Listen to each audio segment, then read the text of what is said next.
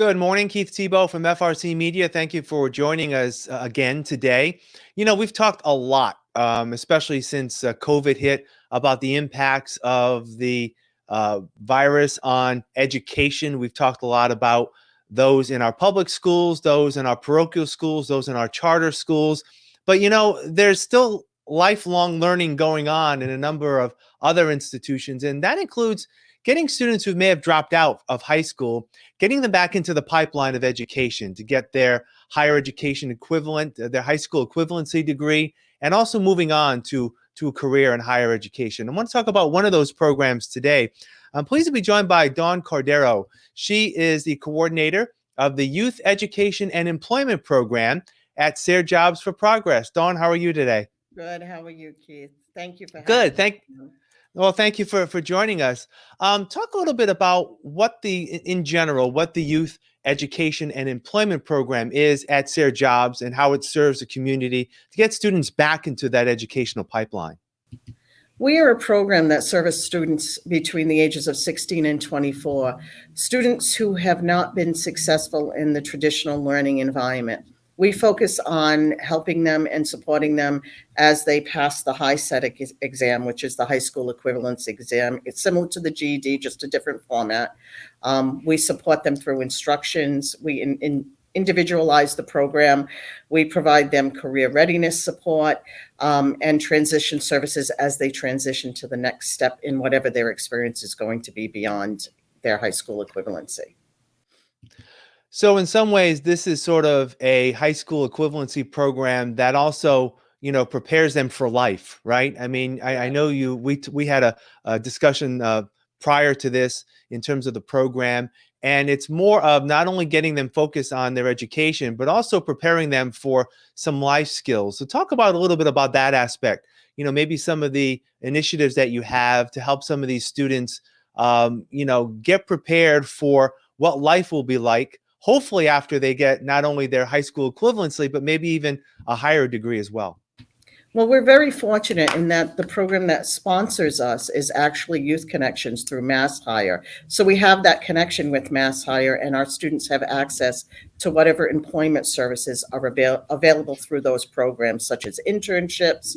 We keep connections with community members throughout the Fall River area to try and establish connections that are going to support our students' success beyond the program. We really try to individualize this program as much as we can. So when a student comes in, we review what their career goals are, what they hope to do once the program is completed, and we focus everything on that specifically. So if a student comes in and says, "Oh, I want to be a police officer," we will then focus on walking through the steps of that process, understanding exactly what that means in terms of education, and then connecting them to programs that will support them as they move on to the next step.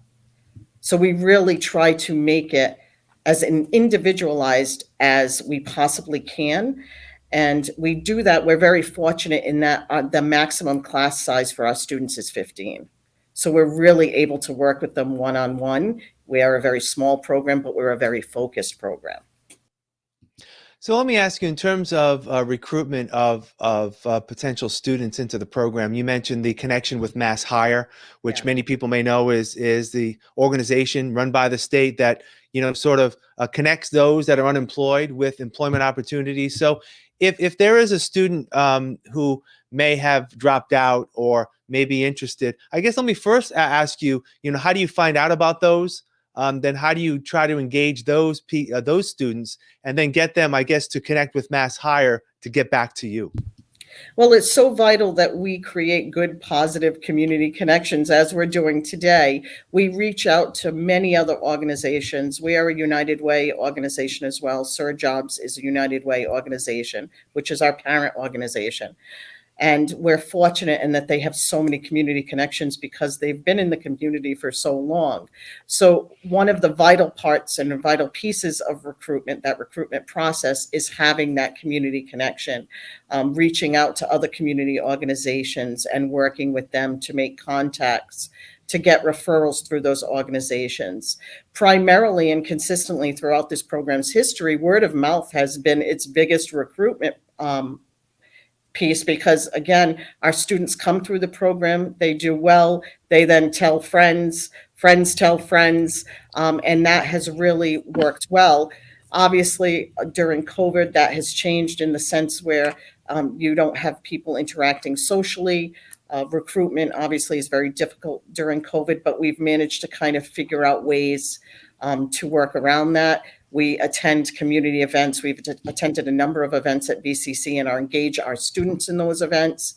And that also allows us to kind of get the program information out there. Once that happens, and once a student makes that connection or determination that they would like to find out more, they then contact my office. We walk through what the program requirements are, what's required in terms of admission, and then we then refer them over to Youth Connects to meet with a counselor through Youth Connections who will then set them up in the program. So, in terms of the progress, if you see a student, it's important to note that there's no set time where a potential student can join the program, right? Can join it at any level, at any part of the process, leading toward the high school equivalency. You talked about the high set test. So you're constantly looking for potential students to join in. So there's not like a traditional college program where you start primarily in the fall or in the spring. You can accept students at any time, correct? That is correct. We don't follow a traditional route. We're not a traditional program. We are a year-round program, so students can access our program at any time, year-round. We do not follow the traditional school schedule. We are open year-round and accepting students year-round. So let me ask you, how has it been in terms of COVID? We talk about the Florida public schools. They have a hybrid program in terms of students being remote and in person. Some of our Catholic schools are actually still in person with safety protocols. How is your training handling the COVID situation, and are students in person there? They are in person. We are an adult education program, so our students are able to come into classes. We follow all of the state and federal guidelines in terms of COVID restrictions and COVID safety. We are fortunate. We have a committed group of core students who are with us and who have been with us through COVID. So they have been back to in-person learning in one form or another. We offer 3 currently. We offer in-person learning Monday through Friday, 9 to 1. We also offer a hybrid model, and we have a number of students who are participating in that now, where they do in-person learning certain days of the week, and then they do remote learning on the other days. And we have a wonderful teacher here who was able to support them both in person and remotely. And then we offer a completely online version now, which is new to the program. That actually came out of COVID. We had never done that before. Traditionally, we're an in-person program and always have been, and that still remains our focus. But due to COVID, we have kind of had to adapt, as everywhere has had to. And we have now offered a virtual option, a solely virtual option for the program. So, stepping back a little bit, how is the program funded? How I would assume it's free for those who participate, or is there any fee at all for those participating? There is no fee for those who participate. It is a free program. We also offer the testing for free as well, so we cover the cost of the testing. And we are funded through the Workforce Investment Board through Mass Hire. All right. And, I know in our conversations earlier that, the program is, intended in the short term to personalize an experience for these students, to get them getting ready to take that next step, taking the high set and that high school equivalency. But I'm sure there's also connections between your program and keeping the learning to continue with these students through colleges like Bristol Community College and others. Talk about that connection. Absolutely. Listen, we're very fortunate. When you're teaching in such an enclosed environment, you have the good fortune of you really develop good relationships and good rapport with your students, and you have the advantage of being able to individualize that education, which is very difficult in a larger class setting. If you've got a classroom of 4, 5, 6, even 15 students, that's so much easier to access individualized learning, obviously, than if you're a classroom of 30 students, which is close to what your average public school sized classroom would be in a high school setting. Here, we're very fortunate in that we can We work with each student to individualize their learning, and we have to. The high set is very aligned with the MCAS requirements in the sense that you're taking what is essentially 4 years of high school equivalent curriculum and putting it into a test. So you really have to know where the students are when they enter the program, and we have testing that's done that we somewhat rely on, but predominantly we work with the student individually. We kind of get a feel for where they're at when they enter the program, and that's our starting point. And then we move on with there. We're very fortunate in that we've had a good relationship with community partners throughout the years. And again, those were established long before our program because Sir Jobs has been here for so long in this community, and we've been fortunate enough to be able to take advantage of that.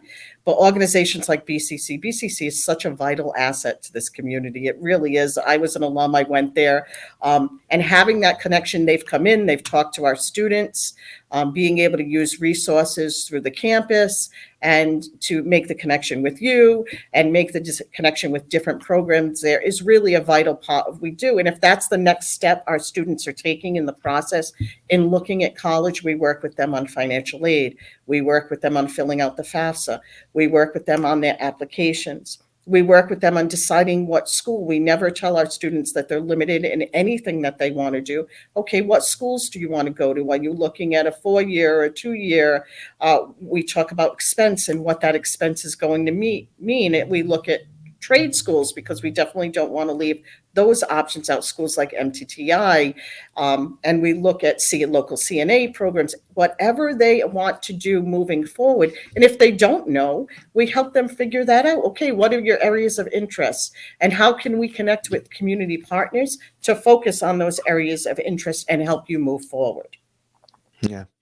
Let me ask you as we wrap up, you talk about, the outreach that you provide in terms of communicating with other organizations to try to recruit students who may be interested in taking that next step and getting their education. Is there any connection at all with local schools in terms of accessing their needs in terms of they may have seen a student leave, and are they in contact with you in terms of bridging that gap to say, hey, you may want to reach out to some of our students that have lapsed or have dropped out? Absolutely. One of the first things I did when I came on to the position as coordinator was reach out to every school district in the area to make sure, and my predecessor had done that as well. So they're familiar with the program, but I wanted to make sure, okay, hey, I'm new here. Let me introduce myself.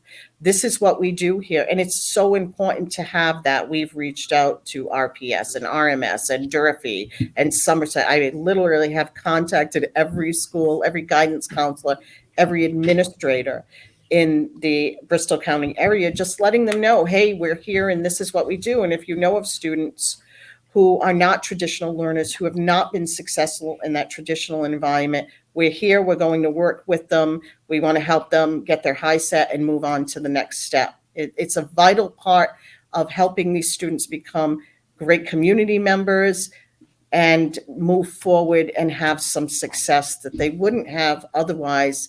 It's so vital that they at least make that journey through getting their high school diploma or high school equivalency. All right, one final question. If someone's watching this and they may be interested in getting back to school and getting their high set, getting their equivalency and moving forward, how can they find out more information about the Youth Education and Employment Program? You can contact me directly here at Sir Jobs, Dawn Cordeiro. My telephone number is 508-676-1916, extension 32, or I can be reached by email at dcordero@sir-jobs.com, or you can contact Youth Connections directly, and they can provide you information as well. And their number is 508-675-9245. And I am here from 9 to 1, Monday through Friday. And if I am not here, you can leave me a voicemail and I will get back to you as soon as possible. All right. Very important work. I appreciate your time, Dawn, and good luck going forward with the Youth Education and Employment Program. And we'll hopefully catch up again soon and get an update on how things are going. So I appreciate your time today. Thank you. Thank you so much, Keith, for having me. We really appreciate you doing this with us.